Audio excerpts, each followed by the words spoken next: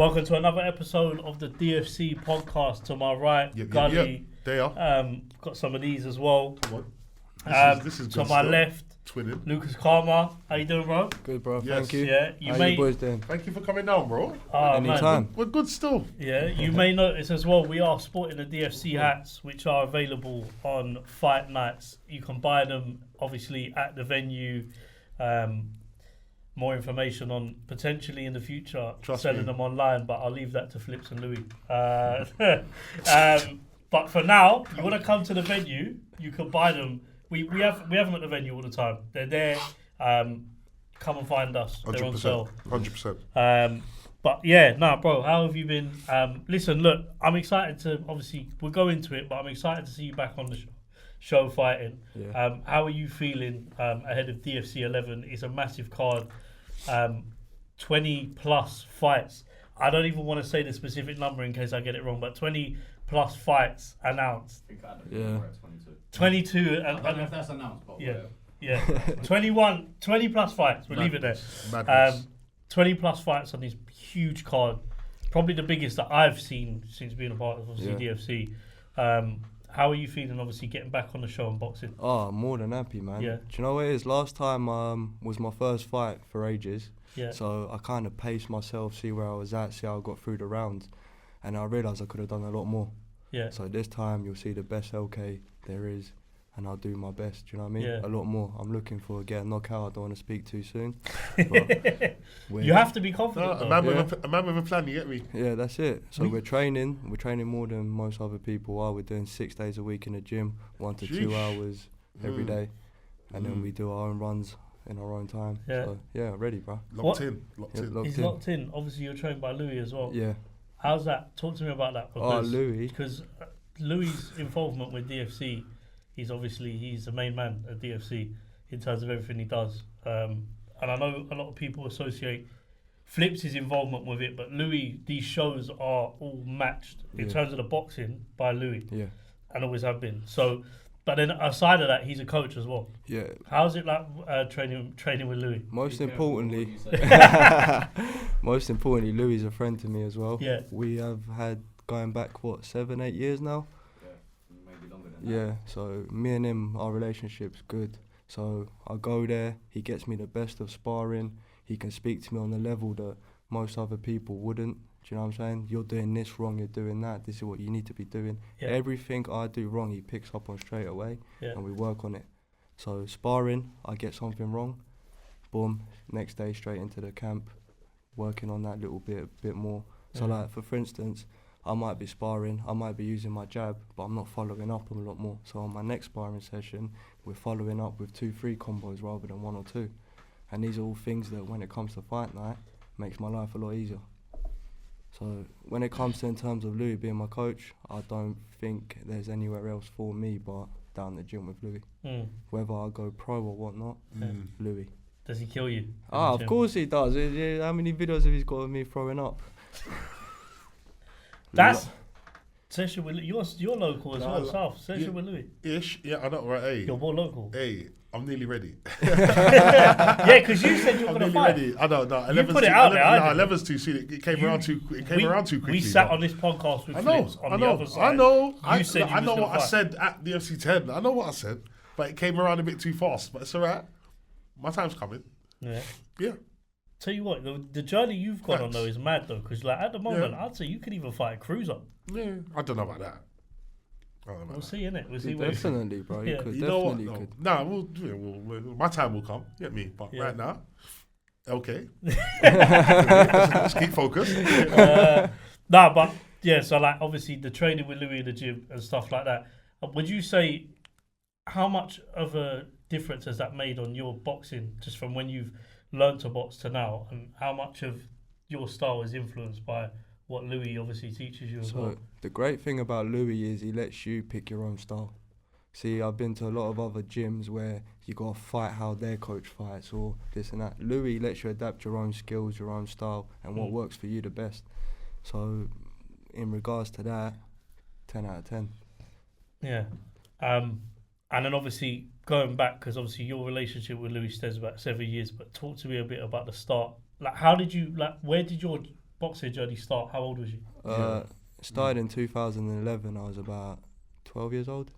But I didn't take it too serious until I met Louis when I was 14, 15 at Gumshield, because Gumshield was my local gym. I lived in a place called New Eltham, and then their gym was in Avery Hill. And then that's when I first met Louis. We started getting on. Had a few gap years, fucked around a bit too much. And then Louis always been that guy to text me outside of the gym, when you back, what you doing? You're going down this route, you need to be there with me. And then, I listened all the time. What? And if you don't mind me asking as well, obviously you look like focused in and out of obviously training. Like what did that look like for you? Because like you say, you needed the boxing, you needed that to keep you obviously locked in focus. It changed probably who you are today, right?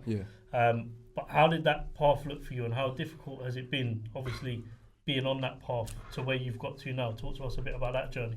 So in regards to outside of the gym? So outside of the gym, I fell into, you know how it is around South London, I fell into the wrong crowd.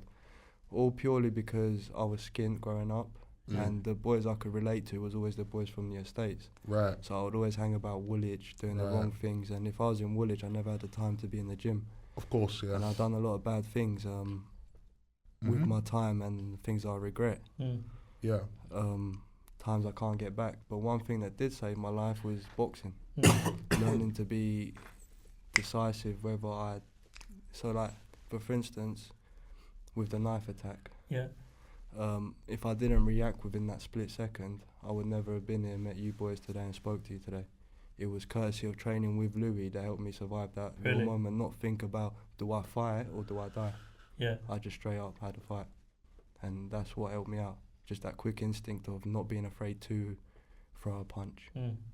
So in regards to boxing outside of the gym, it's helped me a lot. Really? It's helped me survive, especially so you say teach discipline as well? Oh, 1,000,000% discipline, So see you having to go on them lonely runs or be in that gym every day. Most people would go there and do a camp and it'll be fine. But when you got to do that all year round, all the time, or you got to do work in your own time and sacrifice a bit of like family life and whatnot, that's a whole different story. So when it comes to discipline, definitely boxing is the way forward. Because I'm a man that don't enjoy certain sports. So, for instance, have you ever been to school and you don't enjoy something, so you're not engaging in it? Boxing was my way to engage into fitness. Makes sense. Like I enjoyed the skipping part of it. I enjoyed fighting. I feel like, and I agree with you there, because I feel like, and I've said this before, we've said this before on the pod, like, I feel like the way that they've taught kids in school for a number of years, I think is completely incorrect. Just in terms of, I think academically, if your kid's smart, cool, they'll be fine. But I feel like kids' other strengths were always highlighted as, oh, you've got to go in the dumb class because of this or that. Whereas they actually strengths are, like you say, it could be sports, it could be crafts, or like making stuff, not necessarily book smart, but they're smart at other stuff. I don't think they ever focused on that with kids in school. And I think as well, that actually puts to why we see like a high amount of kids excluded from schools. Because rather we're dealing with the issue, they've turned around and gone, we'll just kick them out. And essentially you're giving them to the streets. A lot of kids. 1,000,000%, I agree. Like, imagine you kept that kid in and showed them like you can do. We'll look at your strengths. We'll tackle them in that way. That kid may not have got into whatever they've got into. It makes a massive. I don't know if you agree, but it makes a massive difference. I completely agree. So there's another thing where teachers have one way of teaching. So see if a kid doesn't understand something and 5 kids do, but 1 kid don't. They won't adapt their teaching to the other kid and help him try and understand something. Do you know what I'm saying? So school works for some kids, for others it don't. So that's the bad thing about it, you know. If you don't understand something, you kind of get left to your own devices, and then you get punished for it. I think also it has to do with resources, because when I was in school, I remember classes were like 30 kids plus, and we had like 1 teacher. And when you look back on it now, you think you probably have barely any direct engagement with her because she's got to teach so many people, And then when you're in school and then classes are kind of like ranked based on what they perceive your ability to be or what they perceive your intelligence to be, I would notice that the classes that they consider the ones that are maybe more challenged, they'd have additional teaching support in those classes. Yeah. But I don't think that should be something that's only saved for classes that they think, oh, well, those are the challenging kids or whatever. It's like every class could do with an extra teaching assistant or whatever in the room, because the woman's got he or she teacher, they got to deal with 30 people, and it's just like, I think like kids, it's easy to slip through the net if you're not getting the attention that you need, because everyone's got different needs, ain't they? And like, I was wondering, like, would you say, like, given your own experience, like, that for kids who might kind of grow up a bit more closer to the street than others, that things like boxing more should be done to steer young men 100%. in that direction? A million percent.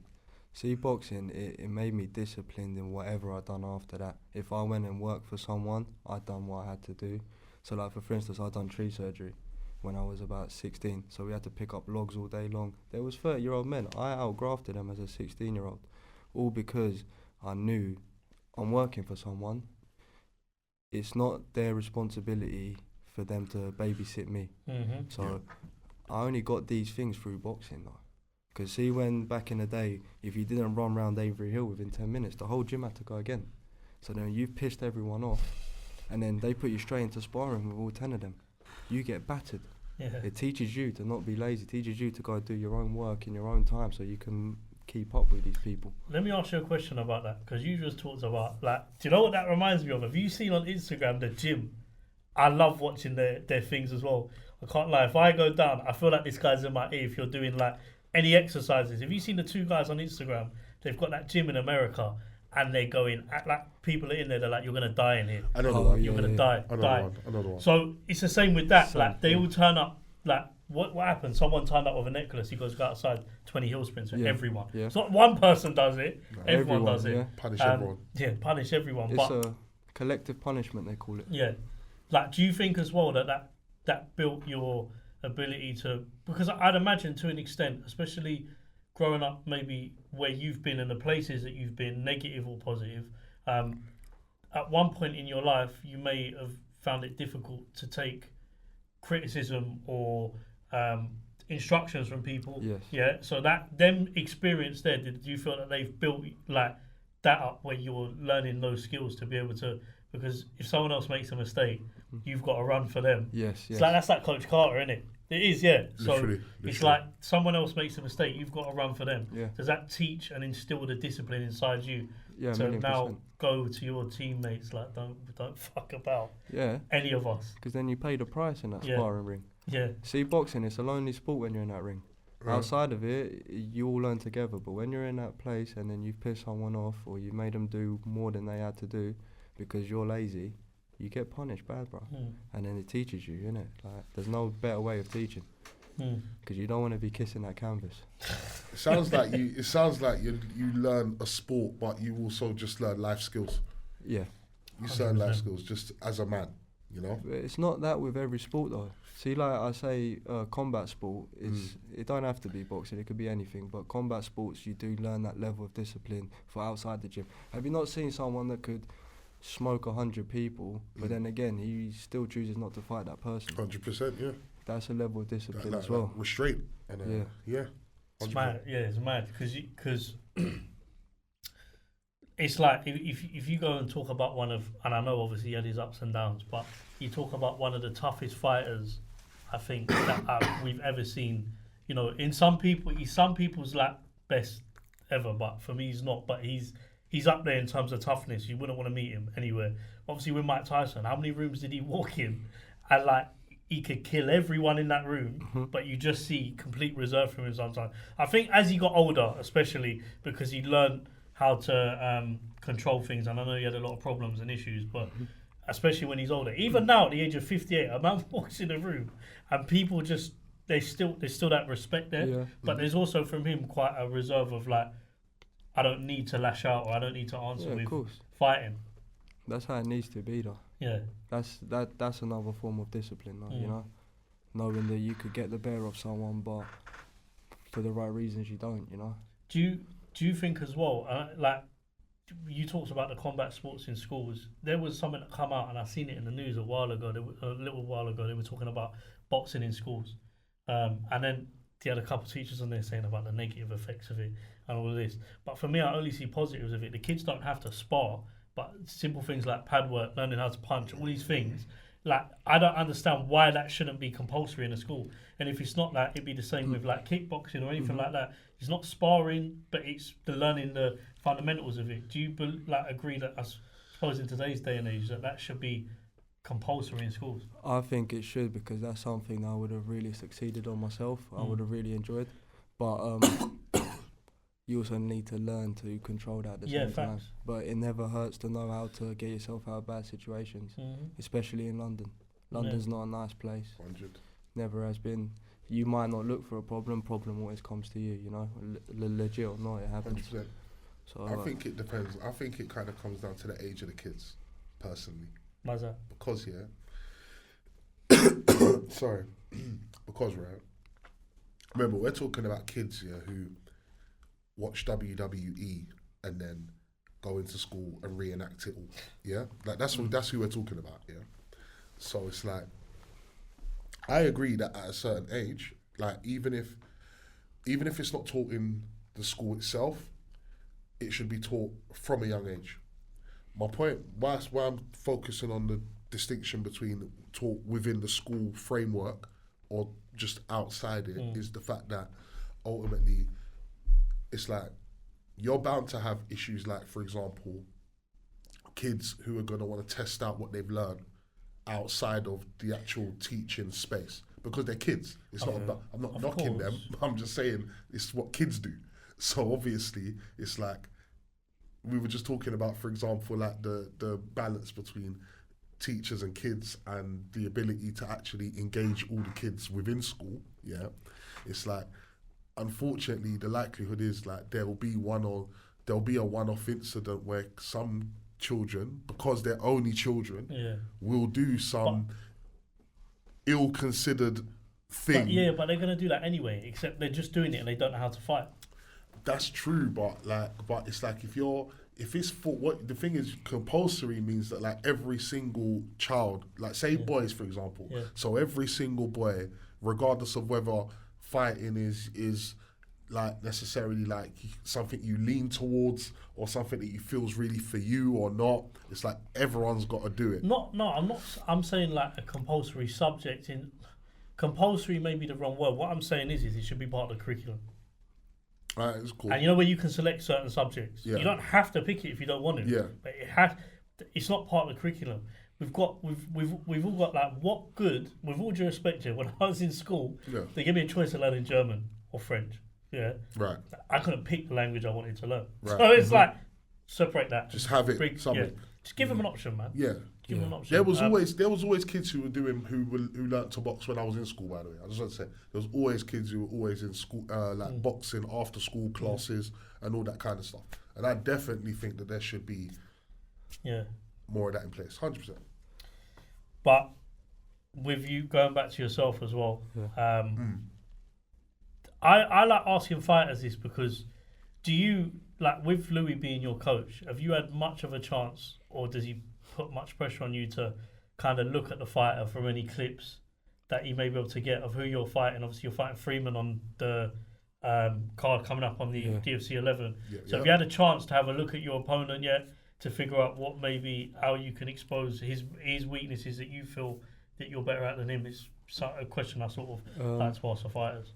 Yeah, but that's also part of Louis' job as well. Do you know, like Louis would tell me how I need to fight against a person like that. So he might be taller, his reach might be longer. I might have to come over with overhands a bit more, things like that. Me personally, I just like getting in that ring, not knowing much about him. Because what if someone's mad? Do you know what I'm saying? A mad good boxer and then nerves start running, and I'd rather just get in that ring and what happens, happens. Yeah. But I know Louis would keep me well prepared for that as a coach anyway. Do you believe though, like so Louis kind of he's feeding you the information across of what you need to do. Yeah. But so you prefer to not know much about the opponents? I like to know, and I like to watch one video, but I won't go spend my whole day looking at this geezer and what he's about and whatnot, because I know what I'm about. Do you know what I'm saying? So I don't really fear him. So as long as I'm not scared of him, I'm all right. Whatever happens, happens. You, something I've heard, but you want to sort of go in there and finish this fight in like good fashion. Yes. So is this something that you're looking for a knockout in? I'm not looking for it, but if it happens, it'll be great, you know? Yeah. But I'm not looking for it. It's not the plan. Just to box well? Yeah, just to box well. To me, it's just getting through rounds, see how I get on, develop my skill set now. See, where I'm a bit older, I'm a bit more relaxed. I can think more. See, before I used to just fill up with anger. I would try and knock someone out. Now it's not that. Now to me, I'm trying to get to a certain point where I can learn things, better techniques like the pros and whatnot, slow things down in a sense. Mm-hmm. So with anger, you can't really do that, you know. Does I've got to ask you this question. What's the worst punishment Louis has given you for doing something bad in the gym? Basically, one time I was about 16 and I didn't complete the run on time. He made everyone keep running round, and then he put me in for 10 rounds. And at the 8th round, I was fucked. I had no stamina, nothing left. And then he put all the girls in. I could get punched up by the girls.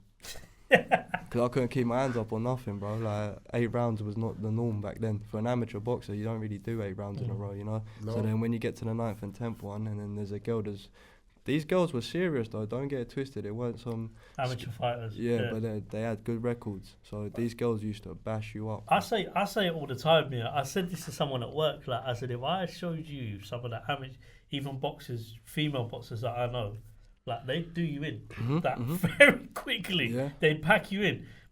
People have this misconception, and I really don't like it, because I actually think boxing's probably one of the sports where in terms of females participating in sport, I think boxing's one. Like they definitely get their respect in it. 1,000,000%. Just for what they do. And I look at some of the best fighters. I think like I was at a MVP press conference. Ellie Scotney's fighting on April the 5th. Yeah. She's probably alongside Lauren Price. In terms of the pros, for me, some of the best talents come out of this country, just in terms of what they've done. But you're talking about these people. These women will, like I said, I'm saying it away. They'll beat you up 1,000,000%. badly, and that experience there. You'll never forget the humiliation. That's it, though, innit? That's the idea, innit? Like, that's the idea. Like you'll never forget how this feels, so you'll never put yourself in this position. That's the similar to you've not seen the videos of Mayweather's gym. He's got a gym. It's just the rounds are non-stop. The guy's mental. Like he just do. One round could last 12 minutes. Like you've seen the videos of it, yeah. That's what that reminds me of. They call it the doghouse. Yeah, Louis got his own doghouse running up himself. Yeah, he does. See, back in the day, he used to be savage with it, because he used to make you want to leave the gym, and if you never come back, you never belong there anyway. I've heard about that before. Not specifically to Louis, but I've heard about like it's the way forward. Gyms, you know. That's how it needs to be, though. See, back in the day, it was a lot worse than it kind of is now. See, now things have got a bit softer. Not with Louis, but I see it in other gyms. People let it run to their own accords and whatnot. Back in the day, bro, if you didn't follow a certain standard, get out of it. If you didn't come back the next day and get better, then you don't belong there, innit? You'd want to leave. So another thing is, in the summer, it used to be about 28 degrees. He would lock the doors and turn on the heaters. If you pass out, you pass out, bro. Like, obviously, you die. That's the video, innit? That's what he says. If you die, you die. You're not trying to get him reported. This is slander. Listen to this. We've had fights where I've had bad injuries. Like I fractured my ankle, and because I cared about what my coaches would think, and I just didn't want to get called a pussy, I'd fight with a broken ankle, bro. I mean, that's facts. I mean, you don't have to do that. I don't have to do that, but that's how bad they disciplined me, bro. Like, as long as I weren't dead, I'd get in that ring. Start getting licenses. That's what he's saying by the camera. Theoretically speaking. Allegedly. Trying to get him cancelled. It does sound like obviously jokes. Like obviously we're laughing and joking, but I feel like I'm sitting next to somebody who has been through a lot in his life. and I'll touch on it in a minute, but I feel like maybe the right words is like you've almost broken yourself completely and reborn, rejuvenated into this new person. You remember the lessons you learned off boxing. Mental health is something else which we've spoke about many times on the pod, obviously with Lee, Kai, about how important it is and how important that needs to be before the rest of your body can sort of go. Is that something for you that you felt like was a big thing for you at the time, especially when you was making that transition? Yeah, so when I was making that transition, I was at the gym for a while, and I think mental health comes from a big part of not having anything else going on. So see, if you keep yourself busy, you're not in your head.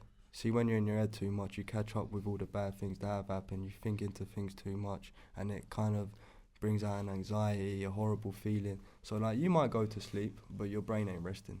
You wake up tired the next day. These things all catch up to you eventually. So mental health definitely does occur, but I think mental health won't happen if you had a purpose, if that makes sense. So as soon as I found my purpose again, my mental health kind of went on a decrease. When I was lost and I didn't have no guidance or route to go down, mental health was on the increase straight away. And it would always be like that. There's no getting rid of that. Do you know what I mean? I think I was saying it before, and I speak to my own counsellors, like, you'll never get rid of it, but you have to learn how to manage it, basically. Yes. If I'm not, that's how I perceive it anyway. And I feel like obviously keeping active, keeping whatever you're doing, like for me is running and stuff like that, it just keeps my mind, but everyone's different. So it's like, for you as well, would you say your better years in boxing, because you've been boxing obviously since you was young, but your better years in boxing, or you notice a difference in your level of performance from maybe when your mental health's down there and you've been fighting, but when you're above sort of a more positive level, do you notice the differences in your performances? 1,000,000%. So you can even ask Louis. Sometimes when I'm really stressed, I come to the gym, I just ain't got nothing in me, man. I've got nothing about me. But see, when I've rested properly and I've not been in my head for too long, I come and I'm a whole different person in that gym. I can go 2-3 hours if I wanted. But when I'm just in my head the whole day before I let stress me out too much, then I'm just no good in that gym that next day. Like, I don't feel good in me. So to me, I feel like even if you just run for a day, it's an accomplishment. That accomplishment boosts you up. I look at mental health like an amber system. You know, like you got green, amber, red. So I'd wake up, not rested properly, I'd be already on amber. So when I'm good, I'm on green. Someone pisses me off, I go to amber. But if I'm already on amber, someone pisses me off, I'll go to red. Not to say I'll do bad, but I'm saying like in there, I can't focus. I'm thinking about what I need to do when I leave the gym, this and that. You know what I'm saying? My head's outside the gym, my head's not in the ring. Is what I'm trying to say. I was going to ask you, I was wondering, might be a bit early to ask, but let's go for it. In terms of boxing in general, have you thought about in the long term how far you may take it? I'll take it as far as I can, do you know? I definitely want to look into going pro eventually. I don't want to rush it. That's why I ask, because I know that some fighters who have like appeared on DFC and stuff, it's like that level is like pretty much sufficient for them. Like, I guess based on what else they have going on in their life, it's like that kind of just like satisfies them essentially. But then obviously there's other fighters like I think like Bradley Fowl and others who like obviously it's like I'm currently at a certain level in my journey, but let's not get it twisted. Like I'm trying to Brad wants to go pro. Alfie Donnelly's gone pro. He was fought on DFC. He's a good pal of mine, Alfie. I know he's done well, ain't he? He's a good pal of like the I'm gonna call it Team Louis. But like all of you guys, like I know how close you all are. I see it all the time. Alf, even though you don't fight, I think I've seen him turn up and just stay there from start to finish at every DFC. Yeah, of course. And like he's not even fighting. I think, you know, like that says a lot about him and how much obviously he must love the show, but also the respect for you guys. If you're fighting or not, I've seen you at every show, like fighting or not fighting, you're there. I'm there, You're there, like watching. It's the setup's mad, and that goes a long way as well. But obviously 29th of March, you get going and like again, you want to finish this fight. I suppose fashionably, like a perfect performance. Yeah. How many rounds? Only 3. That's Yeah. cool. But best thing for you on the night in terms of you and your coach, what do you look for in your performance? Is it just a complete performance to win every round? If the knockout comes, I know you said it comes, but And Paulo's onto this knockout. Paulo ain't letting this knockout go, boy. no, because I just had an inkling before. I heard a knockout, but yeah, Trying to give it to you subliminally. No, like, but I feel like if you look for a Fuck it, knockout, man. you don't get it. Like you said, Nah, I agree with it. that. They can't fish for it. But, Yeah, so it just happens, I'm innit? guessing then what is going to be expected of you is you're going to have to box perfectly Yes. in every round and set up the traps and the shots. Is that something that you kind of are getting better at as your journey goes on with Louis as well? Yeah, 1,000,000%. So we're doing a lot more traps. We're doing like keeping our head off the centre, stepping off in an angle a bit more. So before I was just walking backwards a lot in a straight line. Now I step off. Yeah, go on. I'll step off a lot more and whatnot. So as long as Louis says I've done what I need to do, I'll be happy. Yeah. And I don't want a split decision. I need I've won all 3 rounds. We need, Yeah. we need the unanimous. Yeah, We that's need what that I unanimous If W. not, he's doing runs on Monday.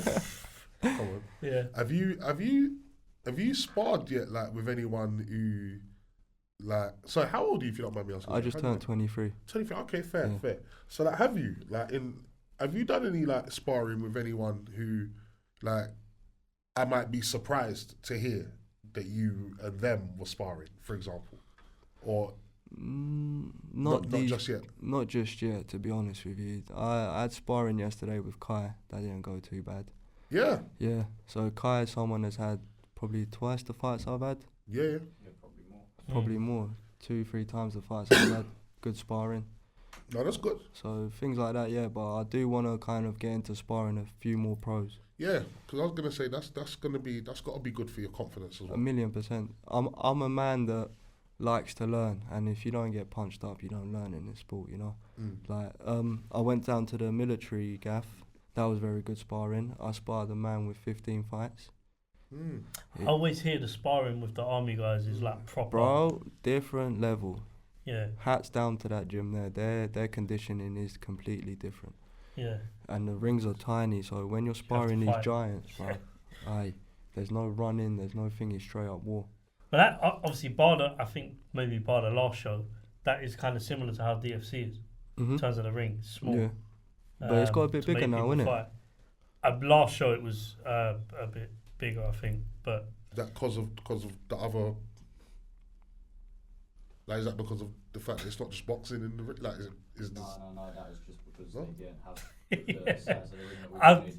I was trying not That's to fair answer the enough, you question, could- I'll be honest. That's But, fine. yeah. You could have just. I was trying not to answer the question, I'll be honest to you. Yeah. We got the usual ring and they just didn't have it available that day. So Yeah.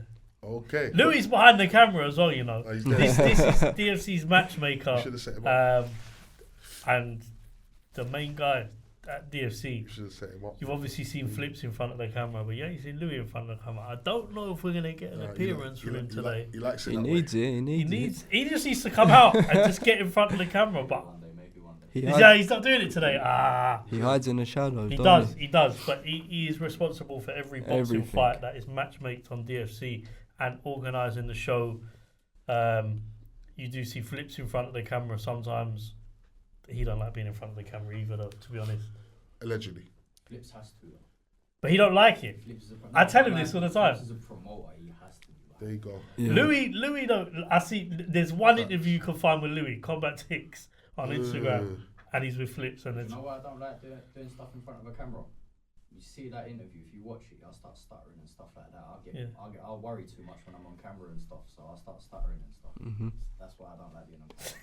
Yes. See, now I'm behind the camera, I can talk and it's fine. See, if I come over there. Louis like the Dark Different- Knight. different That's what it people. is. It's different, man. I can't do it. Because they can hear you. This will go out anyway. They can hear you. Yeah, it's mad. But yeah, we do have the organizer of DFC behind the camera today, but he chose not to come in front of the camera. I always say this to Louis, you know. It's about the fight, isn't it? Instagram lives. He is on them, to be fair though to him. Yeah. Hates it, I know, but he's on it. But the show, like talking about the show, what are your opinion on the show? I would even say just in terms of not just what it's done for you, but spectating, because you've been there and watched. Yeah. Just your opinions on the whole show, the setup, and what it does for the spectators, the fighters, everyone that sort of benefits from it. When it comes, so as a fighter, it's as close as it gets to the real thing. Yeah. I personally think when it comes to sales, selling the tickets, promoting yourself and being on a good place with a good atmosphere, DFC's the way forward. It's be like York Hall. Maybe a bit smaller, but it's like York Hall. So I don't see that much different than when my pro friends fight. So it's the closest thing to that, to turn over to being pro. And as a person to come there and watch, don't get a better atmosphere than that. Yeah, you actually see a few knockouts. People are loving the shows every single time. I've never seen anyone walk out there with, oh, it weren't all that. Never. It's always been money's worth. Like I'd always be happy to spend £50 to go there and watch someone.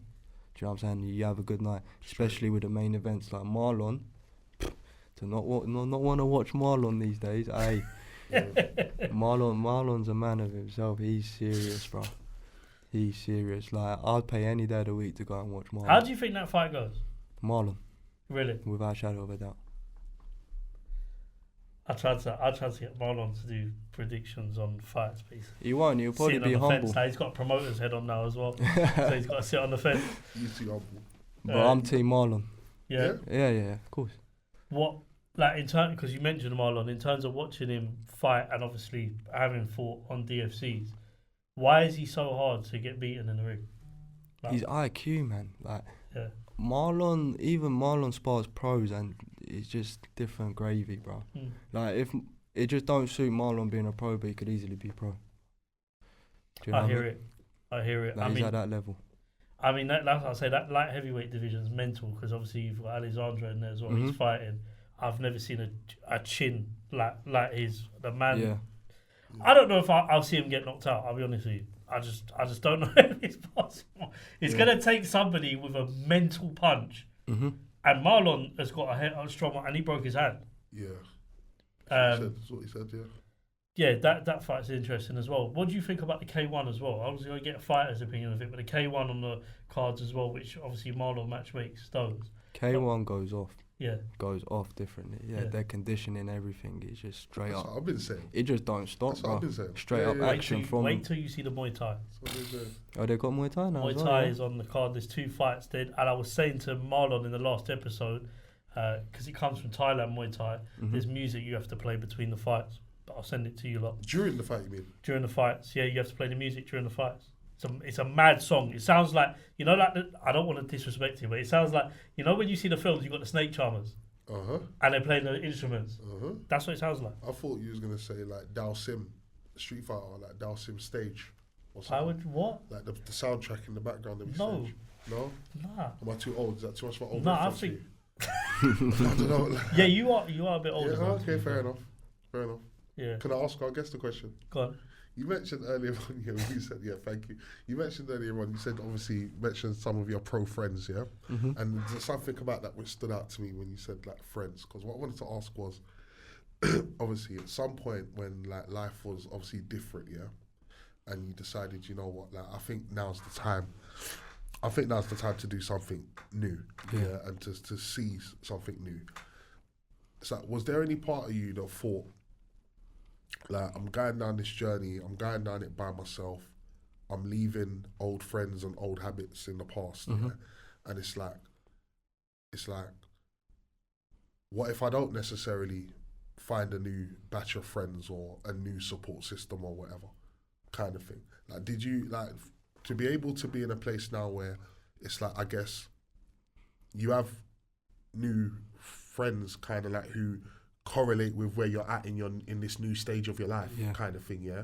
It's like, did you at any point feel,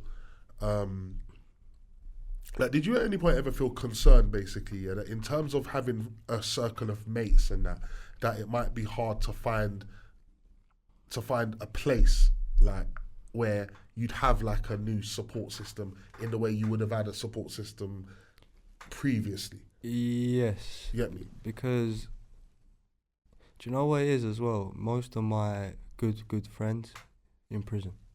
Yeah. I don't see them much anyway. So, Yeah.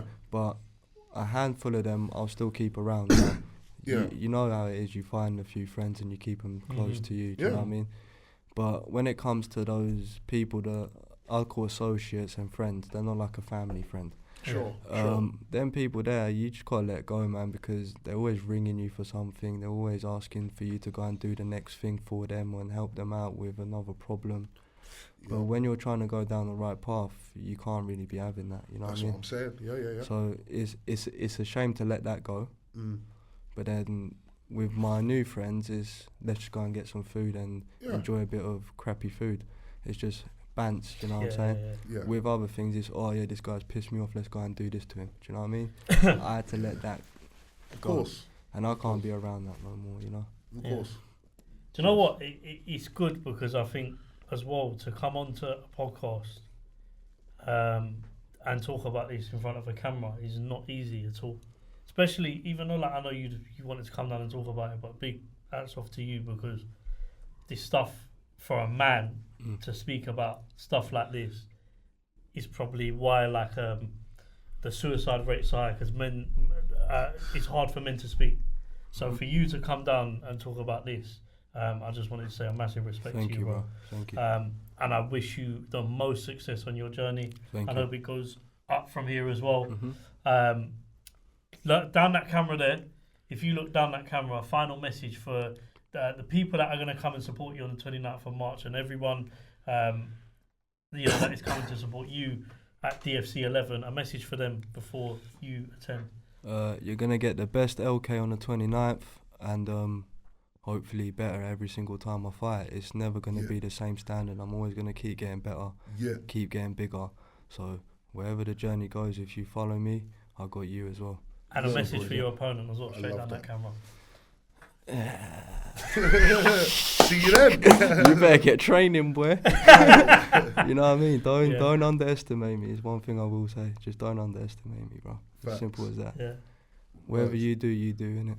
Fair I enough. love the humbleness. I love the laid back demeanor. I love the cool, calm, calculated. I like it. Thank you, bro. 100%. He's calm now, but I've seen him fight. He's violent in the ring. That's the best way. Slick boxer as well. That's the best way. Thank you, bro. Yeah, no. Look, we'll leave it there. Gully, obviously, 29th of March, massive show.